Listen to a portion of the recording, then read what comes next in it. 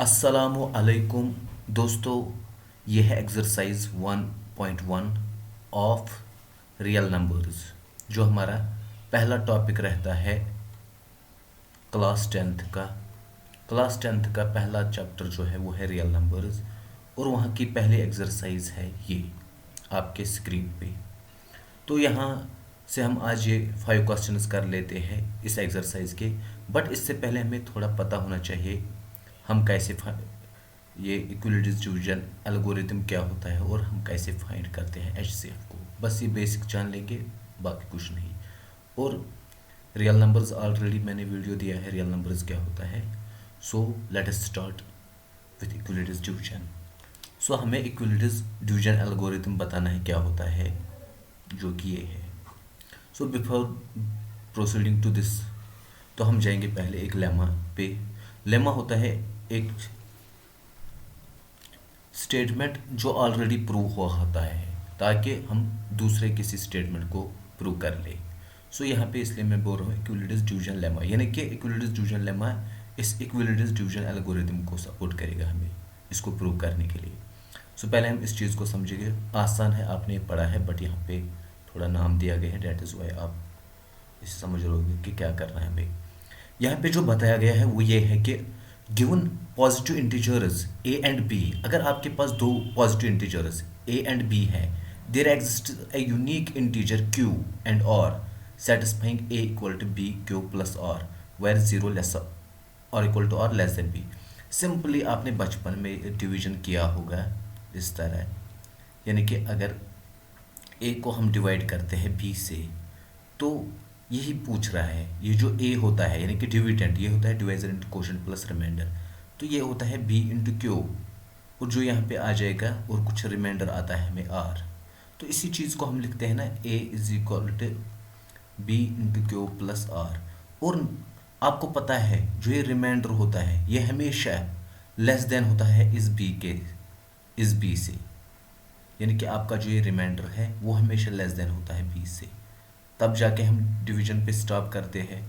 तो इसीलिए हम कहते हैं यहाँ पे ये जो रिमाइंडर है ये हो सकता था 0, 1, 2 so on up to less than B तक, यानी कि आपका रिमाइंडर 0 से लेस देन बी तक होगा। डेट इज़ वाई फिर हम इसी चीज़ को लिखते हैं 0 less or equal to R less than B, यानी कि जो बी है इसका वैल्यू 0 और बी के दरमियान आता है, और 0 भी आ सकता है। तो एक एग्जांपल लेते हैं छोटी सी।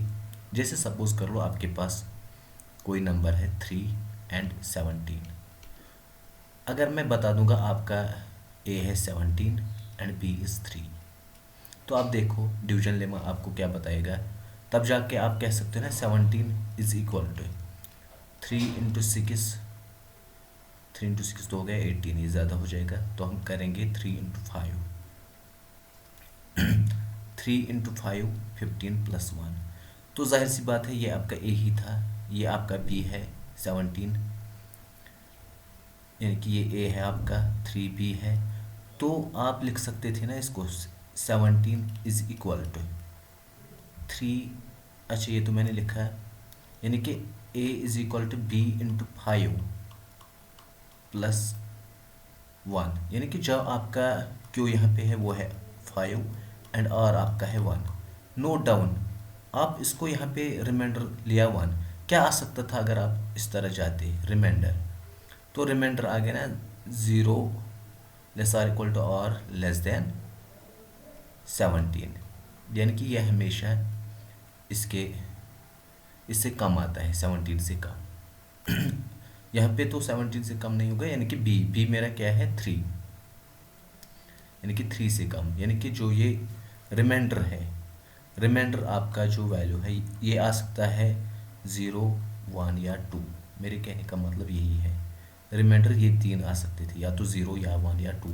इसीलिए हमने ये कंडीशन यहाँ पे लगा दी 0 less or equal to R less than B, यानी कि इस बी से कम होना चाहिए। तो यहाँ पे अगर मैं दूसरी एग्जांपल लेके चलूँगा तो हम इस तरह बता सकते हैं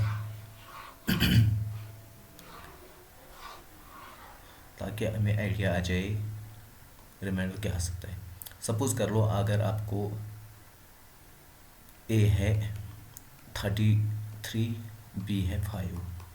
तो इस तरह आप कह सकते हो 3 is equal to 5 into 6 plus 3, यही तो आ जाएगा। यानी कि आपका जो रिमाइंडर है इस टाइम एंड कोशेंट, यानी कि आपका जो क्यू है वो आ गया 6 एंड आपका जो रिमाइंडर है वो आ गया 3। नोट डाउन हमें इक्विलिटीज थ्योरम क्या कहती है, ये इक्विलिटीज लेमा ये कहता है कि आपका जो रिमाइंडर वो बी से लेस होना चाहिए, तो वो है ही ऑब्वियसली 5 से लेस 3। और अगर मैं डायरेक्टली कहता बता दो इसका रिमाइंडर कितना आ सकता है, तो आप कह सकते थे 0 less or equal to R less then 5, ये रिमाइंडर आ सकता है इसका। यानी कि पॉसिबल चॉइसेस 0, 1, 2, 3, 4 हो सकती है, बट यहाँ पे 3 आ गया, तो that is why this is now. यहाँ पे हमने एक चीज़ देखा कि जो हम जानते थे बचपन में उसको हमने कहा इक्विलिटीज डिवीजन लेमा। इसी फैक्ट को इस्तेमाल करके, इसी लेमा को इस्तेमाल करके हम प्रूव कर देंगे इक्विलिटीज डिवीजन एल्गोरिथम। इक्विलिटीज डिवीजन एल्गोरिथम अब होता क्या है, कुछ नहीं है, ये एक टेक्निक है to find the highest common factor. Highest common factor ढूंढने की एक टेक्निक है और बड़ी ही आसान है। हम देखेंगे हम इसको कैसे कर लेंगे। ये अभी हम क्वेश्चंस में फिर से रिपीट करेंगे जो मैं यहाँ पे बता दूंगा। नाउ अब आप आ जाएंगे इक्विलिटीज डिवीजन एल्गोरिथम किस तरह फाइंड आउट करते हैं। तो मैंने जैसे आपको बताया हम हेल्प लेंगे इक्विलिटीज डिवीजन लेमा की। एक्चुअली इक्विलिटीज डिवीजन एल्गोरिथम ये एक प्रोसेस है जिसमें हम इक्विलिटीज डिवीजन लेमा का इस्तेमाल करते हैं। यहाँ पे मैं प्रोसेस समझा देता हूँ अब आपको। कंसिडर आपके पास दो नंबर्स है, सपोज आपके पास 25 एंड 60 है। तो आपको बताया गया है to find HCF by equalities division algorithm. Now पहले मैं क्या करता हूँ, मैं यूज़ करता हूँ equalities division lemma. Equalities division lemma मैं करता हूँ इन दो नंबर्स पे, चूँकि 60 बड़ा है 25 से, तो हमने अभी जाना है वहाँ पे क्वेश्चन आता है, रिमाइंडर आता है। तो मैं कहूँगा use equalities division lemma on 60 and 25। तो हम कह सकते हैं 60 is equal to 25 into 2 plus 10। तो ये आपको, अगर आपको इस तरह समझ नहीं आ जाएगा मैं डायरेक्टली कैसे करूँगा, तो आप डायरेक्टली यहाँ पे जा सकते हो। आप कर सकते हो 60 को 25 से डिवाइड, तो आपको पता है इस तरह आ जाएगा। फिर आपको यहाँ पे 10 नेचुरली आ जाएगा और 10 होता है 25 से कम ही, जो कि यहाँ पे था। तो उसके बाद हम क्या करते हैं, यहाँ पे हमारा रिमाइंडर क्या है अब 10। अगर ये 0 आता है, अगर हमारा रिमाइंडर 0 आता है तो हम यहाँ डायरेक्टली कहते फिर 25 जो है ये इसका HCF होगा। बट फॉर्चुनेटली फिलहाल यहाँ पे 10 0 नहीं आ गया, तो हमें अगेन क्या करना है, now we will consider this remainder और एंड जो पहला डिवाइजर था यानी कि 25, इन दो को हम लेके चलेंगे।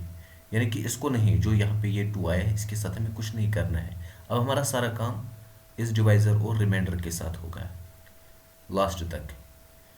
जैसे मैंने अभी बोला, अगर रिमाइंडर हमारा 0 आता तो हम डायरेक्टली कहते 25 हमारा HCF है। फिलहाल इसमें नहीं आया है 0, तो हम यही कहेंगे कि हम इन दो नंबर्स को लेके चलेंगे।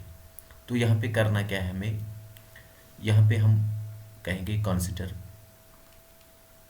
रिमाइंडर 10 एंड डिवाइजर जो है 25 एंड यूज इक्विलिटीज लेमा ऑन किस के साथ 25 एंड 10। इन दो पे हम इक्विलिटीज लेमा फिर से देंगे। तो हम कह सकते हैं फिर 25 को लिख सकते हैं 10 इंटू 2 प्लस 5। बिल्कुल इसी तरह डिवाइड कर लोगे आप इसको 10 से, तो आराम से आ जाएगा ये।